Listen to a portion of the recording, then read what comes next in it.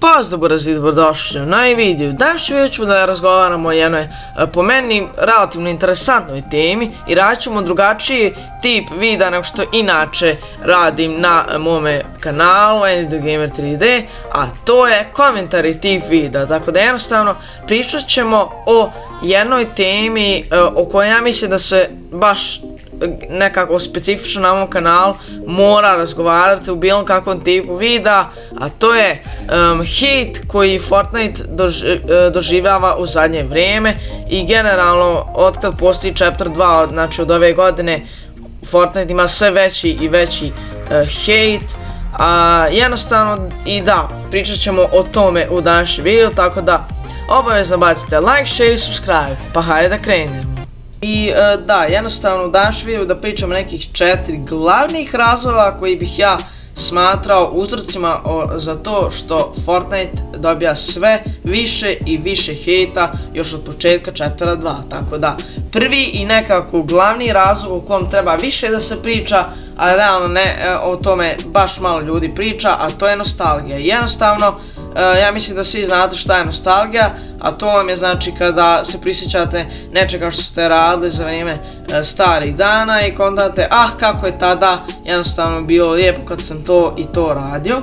I to definitivno postoji i u Fortnite community. Jednostavno Fortnite se dijeli na chaptere i nekad je znači bio chapter 1, to su znači za one koji ne igraju Fortnite, one OG sezone 1, 2 i 3, znači kada Fortnite bukvalno nije bio hejtovan od strane nikoga. To se sve mijenja početkom Chaptera 2 kada dolazi nova grafika, nova mapa i sve se jednostavno mijenja. Međutim, jednostavno Fortnite igračima, pogotovo onim OG igračima, jednostavno nije odgovaralo to što su sve odlučili da odjednom promijeni, jer kao što znate ova nova grafika jede bukvalno FPS, a nema baš svako dobar komp da igra sa ovom novom grafikom. I da, zato jednostavno dolazi veliki hejt na generalno Epic Games i na Fortnite, i pošto mnogi igrače nemaju izbora da igraju zbog nove grafike koja je dosta zahtjevna, jednostavno nekako kada igrate 3 godine Fortnite, znači igrate još u Chapter 1 sezone 1, nekako sasvim normalno je da nekome dosadi igra poslije 3 godine i ja zato ne blamam nekoga koga igra tako dugo i rekao je jednostavno neću više da igram ovo, smorilo me, igram već tako dugo. I da, to je isto jedan od razloga zašto Fortnite gubi sve veći i veći broj igrača. Jednostavno normalno je da sasvim nekome ko tako dugo igra jednostavno dosadi igrica. I da, to ne mora da zvuči za svakoga. Ja imam par drugara koji igraju od Chapter 1 sezone 5 ili čak sezone 2 ili 1 i jednostavno i dalje uživaju igri, tako da svako ima drugačije mišljenje, tako da idemo na drugi razlog zašto ja smatram da nekako Fortnite je hejtovan još od početka Chaptera 2.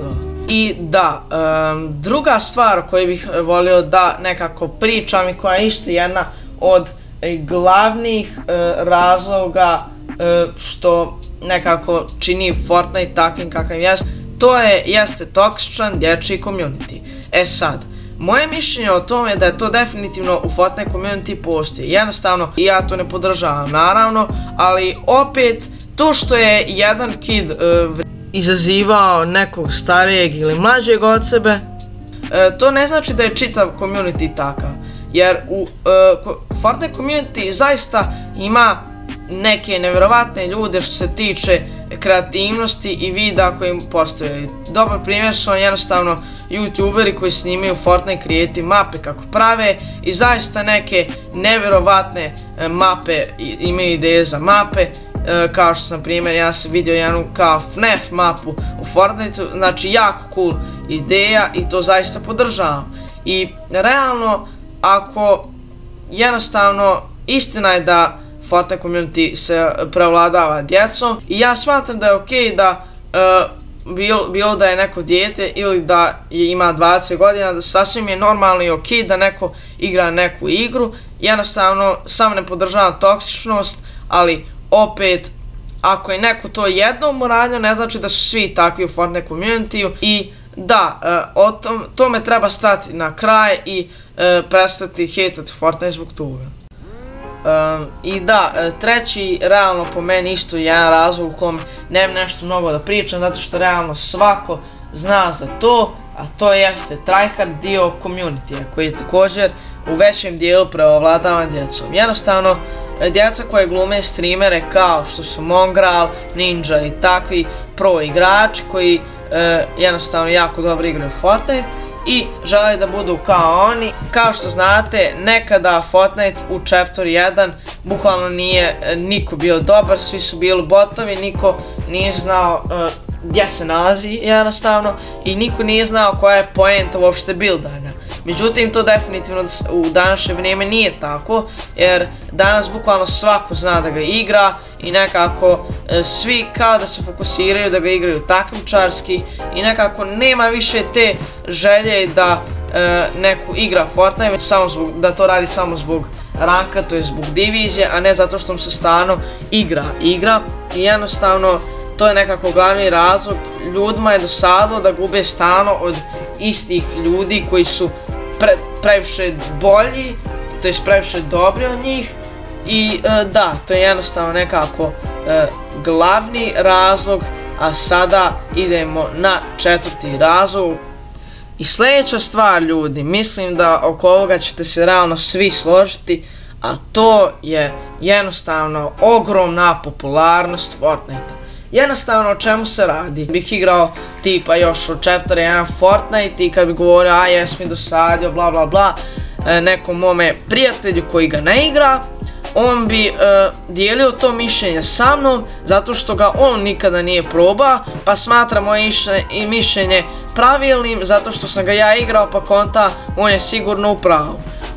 Onda će slušati druge youtubere kako spominju to da jednostavno Fortnite im nije nekako isti kao nekada i onda će to nekako mali hejt koji je nekada postojao u Fortniteu preći u to da bukvalno većina ljudi koji zapravo hejtuju Fortnite ga ni ne igraju i to zaista nema smisla, jer jednostavno to je i nastalo tako što su slušali druge youtubere ili svoje prijatelje kojima jednostavno nekako dosadio Fortnite. Naravno, ja ne znam sad da li ćete vi isto misliti kao ja, ali ja nekako smatram možda ovo je najglupljim razlogom, zato i glavni razlog, a to je jednostavno što ljudi koji ga ne igraju slušaju one koji ga igraju i smatraju njegovo mišljenje pravilnim.